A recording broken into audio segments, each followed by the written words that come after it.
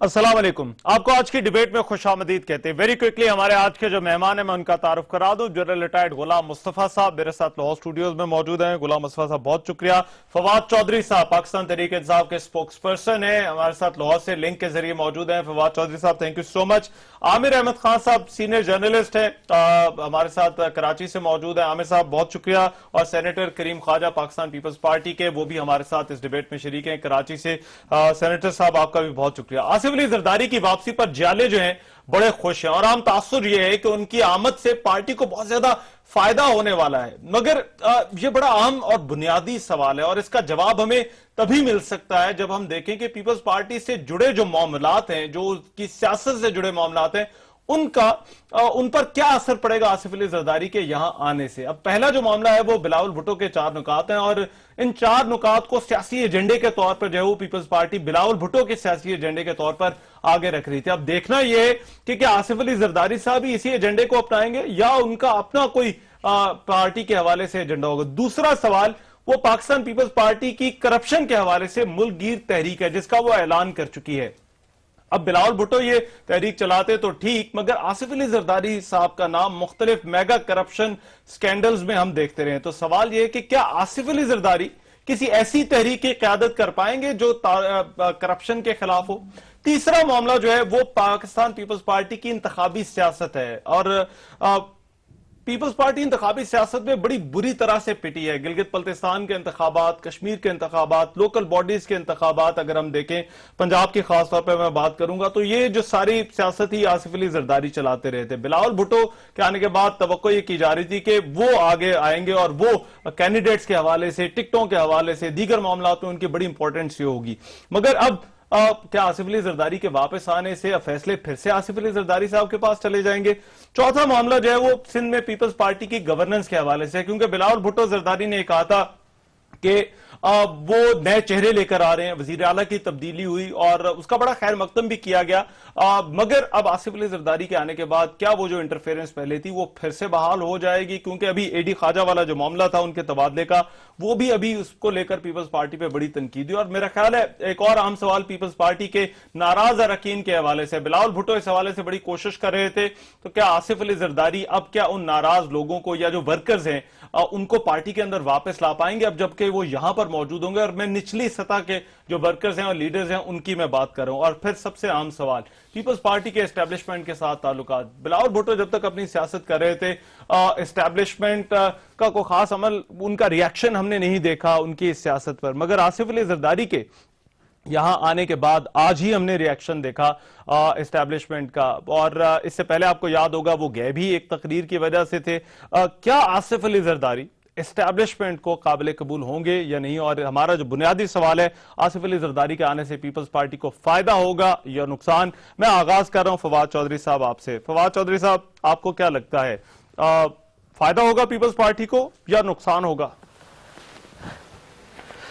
देखिए, अभी तो फ्रैंकली तरीके इंसाफ के तर्जुमान की हैसियत से तो जाहिर है कि पीपल्स पार्टी का एक अंदरूनी मामला है, उस पर कमेंट नहीं कर सकता। लेकिन बहैसियत एक जो सियासी मुबस्सर के तौर के ऊपर या सियासत के तालिब इल्म के तौर के ऊपर फ्रैंकली मुझे नहीं समझ आई कि जरदारी साहब को जिस तरह से आज वापस आए हैं और जिस तरह से उनका इस्तकबाल किया गया है, उसको पीपल्स पार्टी ने जो हाइप दी है उससे बताना क्या मकसूद था। क्या ये बताना मकसूद था कि पीपल्स पार्टी बिलावल भुट्टो की क़यादत में नहीं है बल्कि जरदारी साहब की क़यादत में है। और दूसरा ये कि क्या असल जो फैसला साजी है वो पीपल्स पार्टी की बहरहाल जरदारी साहब करेंगे, एक तो ये मकसद हो सकता है। तो फिर नवाज शरीफ साहब ने कल जो बयान दिया, उन्होंने कहा कि जरदारी साहब को चाहिए कि पीपल्स पार्टी के मामलात अपने हाथ में लें। एक और जो इंपॉर्टेंट बात है कि वो ये है कि हम देखते हैं कि पीपल्स पार्टी जो पंजाब है और पीपल्स पार्टी जो सिंध है उसके दरमियान भी एक मौकफ में तजाद नजर आता है। पंजाब पीपल्स पार्टी अपोजिशन करना चाहती है, सिंध पीपल्स पार्टी और जरदारी साहब जो हैं वो हुकूमत के साथ चलना चाहते हैं। लिहाजा जो सारी एक सियासत है पीपल्स पार्टी की वो बहुत इस वक्त कंफ्यूज है और फ्रैंकली मेरी तो समझ में नहीं आया कि इस सारे इवेंट से पीपल्स पार्टी को क्या। तो आप ये कह रहे हैं कि फायदा नहीं होने वाला, आप मतलब उनके आने का कोई फायदा नहीं है पीपल्स पार्टी को, आसिफ अली जरदारी के। देखें जी फायदा अच्छा, मैं से पहले सिर्फ तो मैं मेरे ख्याल से confusion पहले है। कि करीम ख्वाजा साहब की तरफ मैं जाऊं, एक मिनट दीजिएगा मुझे। आबिद शेर अली साहब वजीर ममलिकत हैं, वो भी हमारे साथ अब आ गए हैं लाइन पे। आबिद शेर अली साहब बहुत शुक्रिया सर। आप किस तरह से देखते हैं आसिफ अली जरदारी की वापसी की टाइमिंग को और ये जो बातें हो रही हैं, आपका क्या रिएक्शन है, रद्द-ए-अमल क्या है आपका उनके आने पर?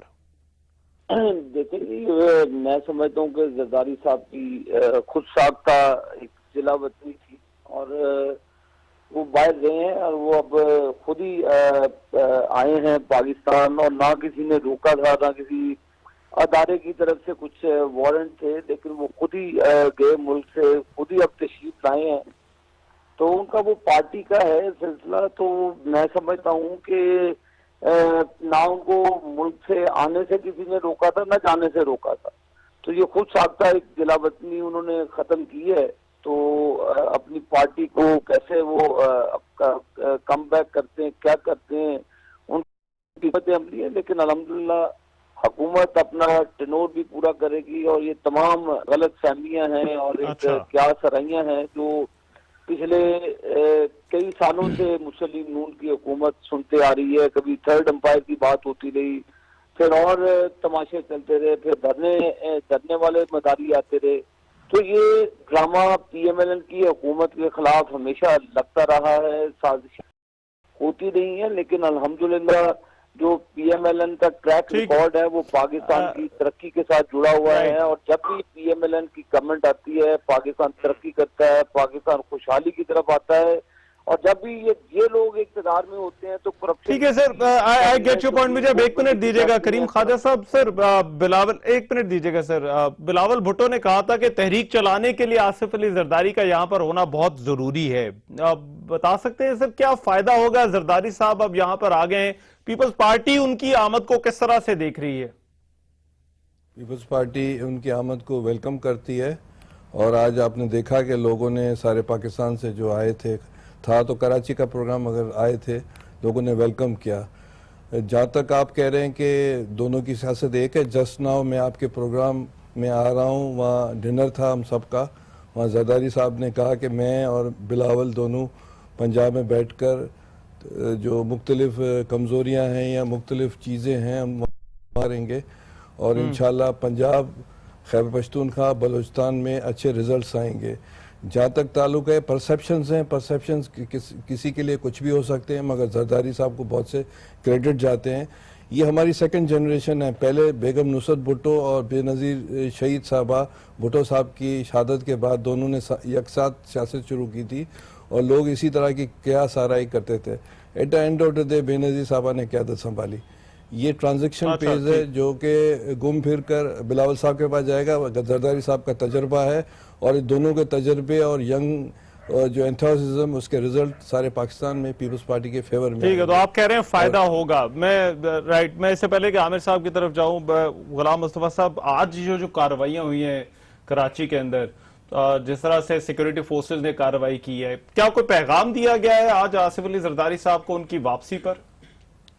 देखिए, मैं नहीं समझता कि इस्टेब्लिशमेंट को, जिस तरह आप बात कर रहे हैं, या आर्म फोर्सेस को या सिक्योरिटी इस्टेब्लिशमेंट को किसी तरीके से जरदारी साहब से कोई बुग़्ज़ है। कोई मसला था तो जरदारी साहब को था। देखिए, प्रॉब्लम्स किसी इस्टेब्लिशमेंट का तो किसी का रेंजर्स का प्रॉब्लम नहीं है, आर्मी का प्रॉब्लम नहीं है, प्रॉब्लम तो किसी का नहीं था। उनको तो एक टास्क था, दिया गया था कि आपने कराची शहर में ख़ास तौर पर और सिंध में आम तौर पर आपने दहशतगर्दी को ख़त्म करना है। और जब दहशतगर्दी के पीछे चले तो कुछ दूसरे वाक़यात सामने आए। इन चीज़ों ने जब जरदारी साहब को शायद ज़ाती तौर पर दुख दिया, क्या मसला बना, तो उन्होंने फौज पे चढ़ दौड़े। तो मसला तो नहीं का था। अब भी जो प्रॉब्लम्स हैं, टाइमिंग बड़ी अहम कही जा रही है। वो कहते हैं अब कल इस हवाले से बात कर लेते हैं, मगर आज एक तो दिन भी वही और फिर वक्त भी वही। तो सर ये आपको नहीं लगता कि कोई पैगाम है, कोई अंडरटोन है? देखिए, इसको मैं रूल आउट नहीं करना चाहता, इसको मैं रूल आउट नहीं करना चाहता। यह पैगाम भी हो सकता है, क्योंकि एक तासुर हुकूमत की तरफ से दिया जा रहा था। जो मियां नवाज शरीफ का जिसके बयान की आपने जिक्र किया था, तो तासुर ही दिया जा रहा था कि जनरल हील ही सारे मसले की जड़ थे। जब वो चले गए हैं तो मामला सब ठीक हो गए हैं। अब हम जो सियासत जिस तरीके से पहले हो रही थी, मुफाहमत की कह लें, आप जो भी कहना चाहते हैं, हो जाएगी, और हम मिलकर जो चाहेंगे वो करेंगे। तो मुल्क के हालात को जिस तरीके से जाना चाहें चलते जाएं, हमें उसकी ज्यादा सरोकार नहीं है। राइट। मैं आमिर अहमद खान साहब, आप सर किस तरह से देख रहे हैं? पीपल्स पार्टी को फायदा होने वाला है, नुकसान होने वाला है? क्या फर्क पड़ेगा जो पार्टी की सियासत है और पार्टी की सियासत से जो मामला जुड़े हुए हैं?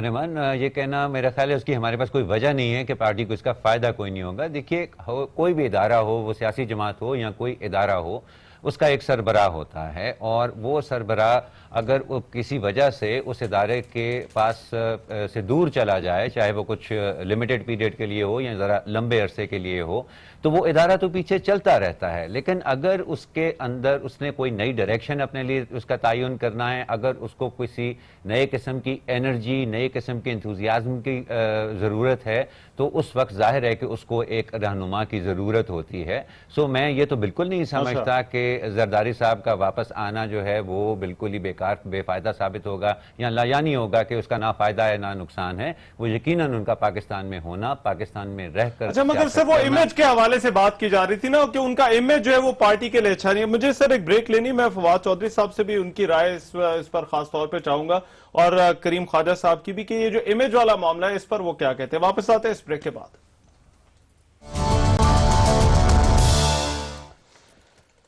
ब्रेक के बाद प्रोग्राम में एक मरतबा फिर से खुशामदीद। हमारा आज का सवाल, आज की डिबेट के क्या आसिफ अली जरदारी के वापस आने से पीपल्स पार्टी को फायदा होगा या नुकसान? फवाद चौधरी साहब, आसिफ अली जरदारी क्या हुकूमत के लिए मुश्किल खड़ी करेंगे? और ये फिर मैं अगेन आपसे एक सियासी मुबस्सिर के तौर पे सवाल पूछ रहा हूं, क्या वो हुकूमत के लिए मुश्किल खड़ी करेंगे या हुकूमत का काम आसान करेंगे? देखिए, जब मुझे लगता है, मैं गलत हो सकता हूं, लेकिन मुझे लग रहा है कि पीपल्स पार्टी में एक बड़ी कंफ्यूजन है और हर मौके के ऊपर ये बात साबित हुई है कि पीपल्स पार्टी सिंध और जरदारी साहब हुकूमत से बाहर नहीं खेलना चाहते और वो हुकूमत के साथ मिलकर, और खुद को उन्होंने कॉन्टेंट कर लिया है कि हम सिंध की एक रीजनल पार्टी के तौर के ऊपर खेलेंगे। पंजाब आपका, सिंध हमारा, हमें आप ना छेड़े, हमें आपको हम नहीं छेड़ेंगे। ये एक इनकी पॉलिसी नजर आती है। ये जो पॉलिसी है इसके ऊपर बहुत प्रॉब्लम होती है पीपल्स पार्टी पंजाब को। और फिर जाहिर है कि बिलावल भुट्टो चूंकि एक नौजवान है और उनकी जो सोच है वो एक प्रोग्रेसिव सोच तो है ही है, लेकिन वो जाहिर है कि मुख्तलिफ सोचते हैं और वो एक खुद को भुट्टो के साथ, बेनजीर के साथ एफिलिएट करते हैं। वो शायद इस थ्योरी के ऊपर इतने कन्विंस नहीं है। और हम ये देखते हैं कि जो वो अपोजिशन की पॉलिटिक्स करना चाहती है पंजाब की पार्टी और बिलावल भुट्टो सोचते हैं। जी बिल्कुल, और उसकी वजह से जो डोमिनेट कर रही है पार्टी की पोजीशन को वो पीपल्स पार्टी सिंध करती है, जरदारी साहब करते हैं। और आप देखें कि जो फाइनेंस के इश्यूज हैं, पैसे के इश्यूज हैं सारे, वो तो वो लोग डील करते हैं। लिहाजा वो जो पॉलिटिक्स शुरू करते हैं उसके बाद फिर कुछ ना कुछ हो जाता है, उनको ब्रेक लग जाता है। तो इसकी वजह से पीपल्स पार्टी का एक इंटरनल क्राइसिस बहुत बड़ा है, जिसको सॉल्व किए बगैर पीपल्स पार्टी किसी के लिए भी कोई खतरा नहीं है, सिर्फ अपने लिए कोई खतरा है तो है। अच्छा, मैं करीम ख्वाजा साहब, मैं चाहूंगा आप इसका जवाब दें कि ये वाकई दो डिफरेंट स्ट्रीम्स हैं जो कि पार्टी के अंदर, दो मुख्तलिफ सोचें हैं जो कि पार्टी के अंदर हैं? मैं इनकी बात से टोटली डिसएग्री करता हूं। पीपल्स पार्टी एक नेशनल पार्टी है और सेंटर टू लेफ्ट पार्टी है, जबकि दीगर पार्टियां सेंटर टू राइट पार्टीज है और प्रोग्रेसिव पार्टीज है। अब ये कहना कि भाई ये तसादात है, ये तसादात नहीं है। बेगम नुसरत भुट्टो जब एमआरटी बना रही थी तो उस वक्त बेनज़ीर साहबा खुश नहीं थी। वो कह रही थी कि ये जो हैं भुट्टो के कातिल हैं, मगर उसको रिकनसाइल करना पड़ा नुसरत भुट्टो के साथ। आगे चलकर बेनज़ीर साहबा प्रैग्मेटिस्टिक बन गई। तो ये लर्निंग फेज में बिलावल है और आसिफ जरदारी ने आज इस वक्त मैं जब उठकर आ रहा हूँ, डिनर थी, सब हमारे पार्टी लीडर्स को, एमपी एमएनए, मगर मुझे सर एक चीज बताइए ना, मैं आपको बता रहा हूँ, मगर देखिए आसिफ अली जरदारी का वापस आना, बिलावल यहाँ पर काम कर रहे थे, उन्होंने यौम तासीस के हवाले से बड़ी एक्टिविटी की, दौरे किए, मगर आसिफ अली जरदारी का आना और बिलावल का ये कहना कि तहरीक चलाने के लिए उनकी जरूरत है, कहीं वो नाकामी का एतराफ है कहीं ना कहीं पर कि भाई बिलावल से चली नहीं पार्टी, इसलिए आसिफ अली जरदारी साहब को आना पड़ा। अभी बिलावल साहब टेबल पर बैठे थे, उन्होंने कहा कि जमहूरी तहरीक चलानी है 27 के बाद और सारे पाकिस्तान में और खुसूसन पंजाब में चलानी है। और आसिफ साहब ने खुद कहा इस आज डिनर पर कि भाई मैं पंजाब में, मैं और बिलावल दोनों यहाँ रहेंगे पंजाब में और दीगर सूबों को देखेंगे। तो जब ये चीज़ हो गई तो इसका मतलब है कि वो बिलावल साहब जो सोच रहे हैं वो आसिफ साहब सोच रहे हैं और पाकिस्तान देखिए, दो बातें प्लीज, मैं मेरी बात खुल के सुने। सिंध में 1937 में फर्स्ट इलेक्शन हुए और सिंध ने पहले कांग्रेस को वोट दिए, that was federal party, then Jinnah की मुस्लिम लीग को मिले, उसके बाद भुट्टो की पीपल्स पार्टी को मिले। सिंध ने फेडरल पार्टीज को वोट दिए।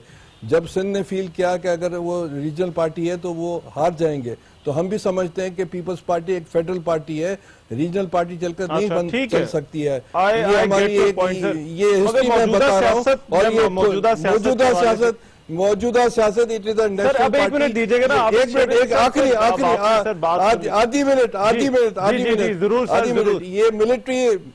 मिनट ये मिलिट्री जनरल्स जिन्होंने पाकिस्तान की नेशनल पार्टीज को तोड़ने की कोशिश की, और हिस्ट्री इनको हमेशा जो जिस नमूने याद करेगी, जो पाकिस्तान की फैब्रिक को इन जनरलों ने और रिटायर्ड जनरलों ने तबाह किया और इन्होंने पाकिस्तान की बर्बादी की, नेशनल पार्टीज को तोड़ा, तो ये क्राइम इनकी तरफ से हुआ, एस्टेब्लिशमेंट की तरफ से। मुस्तफा साहब, यू शुड, मैं इन्हीं को कह रहा हूँ, इन्हीं लोगों को कह रहा हूँ कि इन्होंने क्राइम किया है पाकिस्तान के खिलाफ, और ये भी आकर बड़े इंटेलेक्चुअल बनते हैं, मगर these people are paid by the some establishment, और यहाँ आकर सुबह से शाम आकर नेशनल पार्टी के खिलाफ नैरो व्यू और जो है पाकिस्तान की तबाही बर्बादी की बातें करते हैं। ये sir, you are a senator, आप तो सबके लिए कह रहा हूँ, आप ये कह रहे हैं सर, ये बड़ी सख्त बातें आप कह रहे हैं। ये बैठे 4-5 जो जनरल्स आते हैं ना रिटायर्ड, इनका काम ही यही होता है कि यहाँ आकर नेशनल सोच को खत्म करें,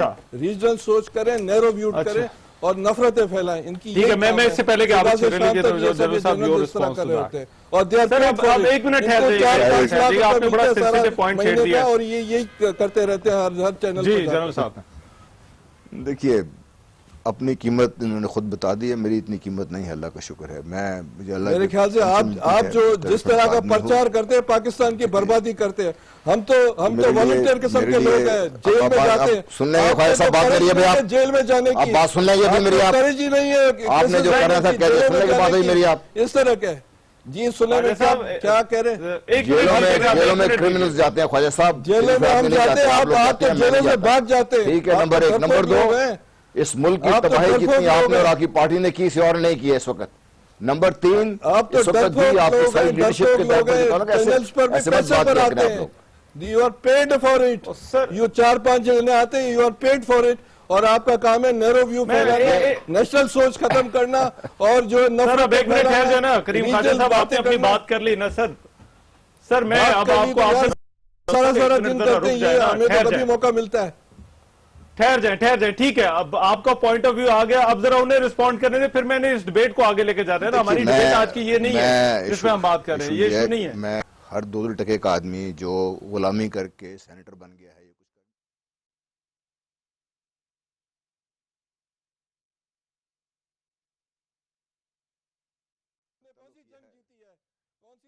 ये तो बताओ, मैं सर मेरा ख्याल है ये तो बताओ कौन सी जंग जीती है? मेरा ख्याल है ये डिबेट भी थोड़ी पर्सनल हो रही है। I don't want it to get personal ना करनी है हमने। इशू पे सर रहे, इशू पे जनरल साहब, इशू पे बात।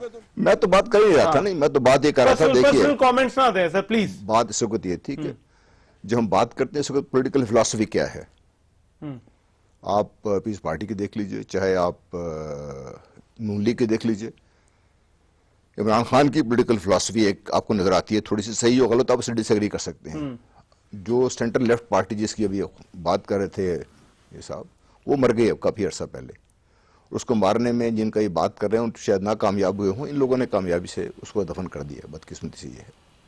इस वक्त आप देखिए तो कॉन्फ्लिक्ट क्या है, अगर आप एक गाड़ी के ऊपर 2 इंजन लगा दें और दोनों इंजन डिफरेंट स्पीड से चल रहे हो तो गाड़ी कहीं नहीं जा सकती, एक्सीडेंट होगा डेफिनेटली उसका। अच्छा, इस पार्टी का इशू इस वक्त ये है कि एक तरफ तो जरदारी साहब हैं, उनका डिफरेंट उसमें चल रहे हैं। आप वो फवाद चौधरी साहब वाली बात से मैं उससे एग्री करता हूँ उससे बात से। तो अभी जो जरदारी साहब यहाँ पे आए हैं और उसने जो एक इंप्रेशन ये दिया है कि बिलावल साहब की बेहद थर्ड लॉन्चिंग थी ये, which is not succeeded unfortunately, या इनका अपना ये इंप्रेशन जो ये है।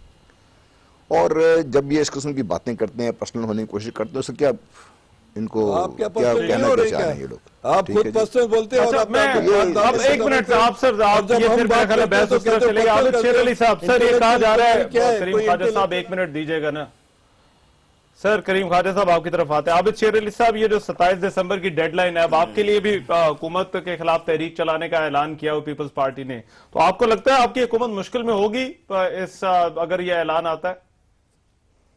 किसी किस्म की कोई परेशानी नहीं है पीएमएलएन के लिए, और ना ही हम इन चीजों से डरते हैं। और जहाँ पे रही किसी मुसीबत की, तो वो बेहतर है कि अपना मामला को जो सिंध में है, जो सिंध की खराबियां हैं, जो सिंध में कूड़े के ढेर लगे हुए हैं, जो सिंध में आए रोज करप्शन की बातें होती हैं, जो लोगों के घरों में रिकॉर्ड सील किए जाते हैं, बेहतर है कि वो उस मामला की तरफ खुद कहते हैं कि वो किलर है, उसको तो जाकर देखें आप लोग, जो भी उनका आप लोग खुद तो जाकर देखें। पंजाब में जो दहशतगर्द है, नॉन स्टेट एक्टर है, और उनके बुनियाद पर आप पॉलिटिक्स कर रहे हैं। ख्वाजा साहब एक मिनट, अब देखे ना बात, आप बाकी लोगों को भी बात करने दें। ख्वाजा साहब सर आप बड़े रिस्पेक्टेबल है, मगर लेट अदर्स स्पीक। मेहनत का हारियों के साथ है, जो लोग बेचारे पिसते आए हुए, वो पिसते हुए महकूम सत्ता को हमने बाहर लाना है, ताकि उनकी एहसास से महरूमियत का खात्मा किया जा सके। ठीक है, चलो मैं वापस आता हूं, जरा एक ब्रेक लेने का कहा जा रहा है, ब्रेक लेते हैं, ब्रेक के बाद वापस आते हैं, हमारी डिस्कशन जारी रहेगी।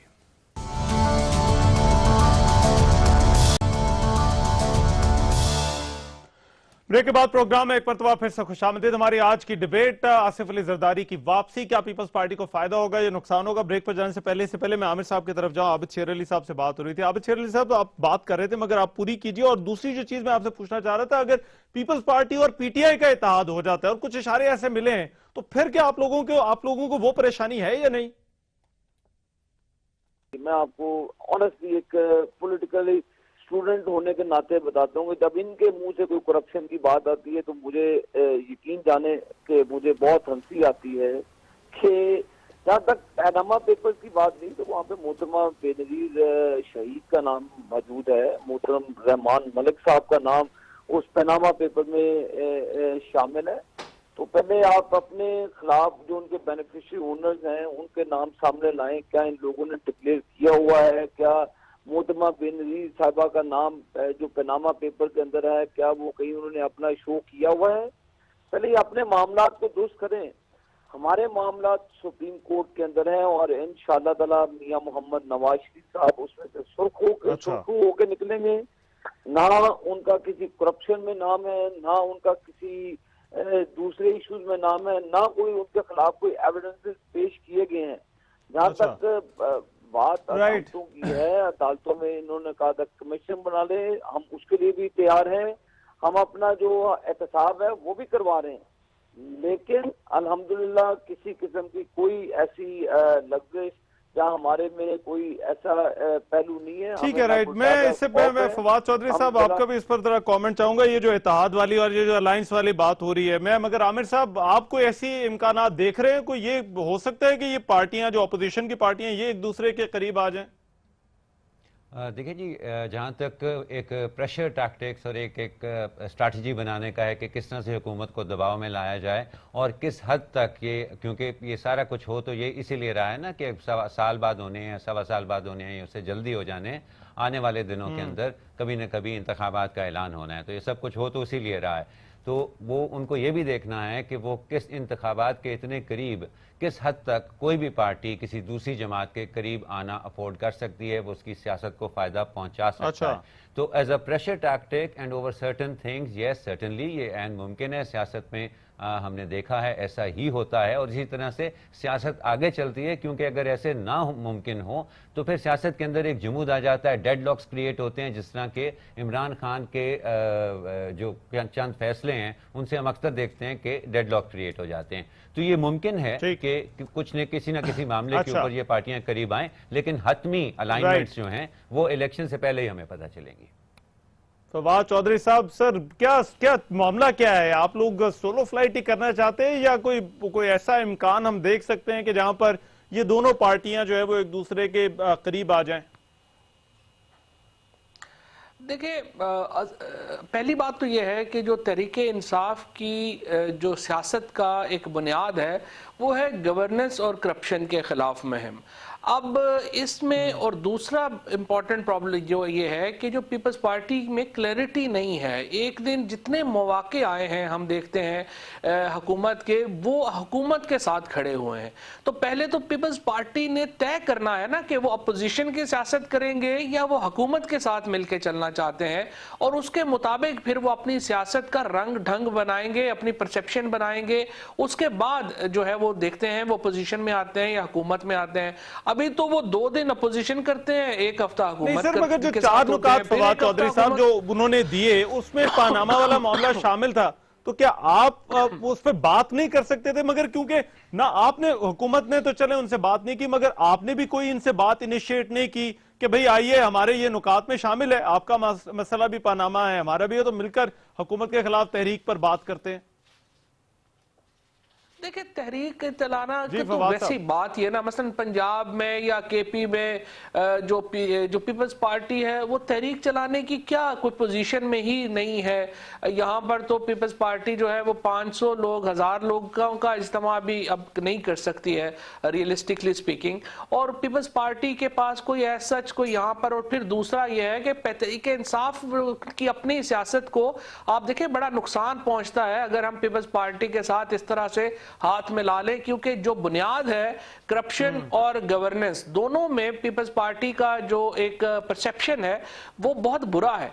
तो जब तक पीपल्स पार्टी का एक तआस्सुर जो है वो अपने आप को उससे अलहदा, हुकूमत से अलहदा नहीं करती, और फिर सिंध में आप देख लेना कि आप गन्ना सप्लाई ना करने के ऊपर आईजी बदल दें तो फिर गवर्नेंस खाक होगी अगर तहरीक इंसाफ जो है वो जाके पीपल्स पार्टी के साथ इस तरह से जाके वो हाथ मिला ले। राइट, करीम ख्वाजा साहब, सर गवर्नेंस वाला एक तो बता दें, मगर दूसरा में जो मेरा अपना सवाल है वो ये कि असल मसला, आप ठीक है वो बाकी नुकात की आप बात कर रहे हैं कि वजीर खारजा का तकर्रुर किया जाना चाहिए, वजीर दाखिला चले जाए, मगर असल मसला तो पानामा है। वहां पर क्या आप प्रेशर बढ़ा पाएंगे हुकूमत पर या नहीं, और क्या पीपल्स पार्टी में इतनी कैपेसिटी है कि वो ये कर सके? कैपेसिटी मेरे भाई है, क्योंकि पनामा जो बिल था उस पर पीटीआई भी सिग्नेटरी थी सेनेट में, और ये जो बिल पास हुआ है उसमें इनके वोटों से भी हुआ है। तो इसका मतलब है कि ये लाने वाले हम हैं और वोट सबने दिए अपोजिशन में। तो ये तो हमारी अपनी विल थी, उसमें तो पीटीआई बहुत पीछे थी, मगर उसके बावजूद उनकी मेहरबानी उन्होंने वोट दिया। तो इसका मतलब है कि सिंसेरिटी है। दूसरी बात है कि इलेक्टोरल पॉलिटिक्स, उसके रिजल्ट अलग हैं। मैं आपको मिसाल दूं, मोहम्मद खान जुड़े जो उसने डेवलपमेंटल वर्क्स और नौकरियां बहुत ज़्यादा दी, मगर जब इलेक्शन आया तो वो हार गए, खुद भी हारे, उनकी पार्टी भी हारी। Winston Churchill second world war जीत गए, मगर इलेक्शन वो अपना हल्के का हार गए, उनकी टूरी पार्टी सर हार गई। वो ठीक है, तो मेरी बात सुने प्लीज, मगर मेरी बात पूरी आप कंप्लीट। एक हुकूमत है ना, नहीं, आपको सर देखिए, गवर्नेंस पे तो इलेक्शन- सवाल तो उठेंगे, मेरी बात सुने, सर इलेक्शन गवर्नेंस पे इलेक्शन- सवाल तो उठेंगे मेरी और बात सुने। करप्शन वाले मामले पर भी सवाल तो उठेंगे, देखिए। वरना मसले खत्म हो जाए ना, वरना तो फिर हुकूमतें जो मर्जी करते रहे, वो कहें नहीं ठीक है इंतखाबी सियासत और होती है। मेरी बात सुने, मेरी बात सुने, कोई पॉलिटिकल पार्टी चोरी, करप्शन या गवर्नेंस अच्छा चाहती है, कोई ऐसा नहीं चाहता कि ये चीज़ें नहीं हो। अब वो मीडिया पर सिर्फ सारे पाकिस्तान में पीपल्स पार्टी पर फोकस होता है। तहरीक इंसाफ क्या कुछ ठेके दे रही है जहांगीर तरीन को, खैबर पख्तूनख्वान में क्या अलॉटमेंट्स हो रही है, क्या करप्शन हो रही है, उसका जिक्र नहीं आता है। पंजाब में माशाल्लाह नून लीग ने जो तबाहियाँ की है, ठेके दिए हैं, जो उनके कारनामे हैं पैसे कमाने का, उसका जिक्र नहीं आता है। पंजाब में जो टेररिज्म हो रही है, किलिंग हो रही है, उसका जिक्र नहीं आ रहा है। तो उन चीज़ों को आप करते ही नहीं, सिर्फ कराची या अंदरूनी सिंध की बात करते हो। पाकिस्तान पर चैनल्स पर सिर्फ यही बातें होती है मेरा कि ख्याल है आपका अब हमसे भी गिला हो गया है। ठीक है, आप I take your point, I get what you are saying. मैं समझता हूं एक मिनट आप दीजिएगा क्योंकि मेरे पास टाइम कम है। मैं गुलाम अहमद साहब एक बड़ा बेसिक जो कैपेसिटी की बात की, अब पीपल्स पार्टी का जो मेन मुतालबा है वो चौधरी निसार को हटाया जाना है, तनकीद हो रही है। क्या पीपल्स पार्टी इतना प्रेशर क्रिएट कर सकती है हुकूमत के ऊपर कि चौधरी निसार को वजीर आजम कहेंगे नहीं ठीक है अब आप जाइए? क्यों हटाएंगे जी, मुझे बताइए ना। कोई there has to be reason जो बात कर रहे हैं। सिर्फ अगर एक पार्टी की बात, एक पार्टी की, तो अगर पीपल्स पार्टी का इशू है तो उनकी गवर्नेंस से फेडरल गवर्नमेंट से होना चाहिए ना, एक आदमी से इशू तो नहीं होना चाहिए उसका, एक उनका पर्सन से इंटीरियर इशू। मिनिस्ट्री की कारकर्दगी से तो इशू है ना। देखिए, जो हम वार जिस पे इन्होंने जो निसार को टारगेट किया हुआ है, फ्रैंकली स्पीकिंग आप देखें वो तो फेडरल गवर्नमेंट का सारा इशू है सारा ये। तो फेडरल गवर्नमेंट के ऊपर अगर ये बात नहीं करेंगे, नवाज शरीफ साहब से बात नहीं करेंगे, फेडरल गवर्नमेंट बात नहीं करेंगे, तो जो इन सारे बात करने का मकसद ही कोई और है ना, इशू तो कोई और है इनका। इशू जो है ना, जिस रिपोर्ट की आप बात करें, इशू वो नहीं है। अगर उसकी बात होती तो ये सीधा फेडरल गवर्नमेंट की बात करते कि भाई जो नेशनल एक्शन प्लान की बात कर रहे हैं या आप वॉर ऑन टेरर की बात कर रहे हैं, वो तो failure is at different level, जो चोर निसार का फेलियर नहीं है सिर्फ अच्छा। ठीक है। तो इसलिए मैं समझता हूँ पीपल्स पार्टी का जो भी फवादी बात कर रहे थे, मैंने पहले बात की, इंटरनल कॉन्फ्लिक्ट है इनके अपने, दे हैव टू रिजॉल्व दोस, फिर उसके बाद ये काम नहीं चल सकता। राइट, फवाद साहब योर फाइनल कमेंट, मेरे पास कुछ 30 सेकंड है सर।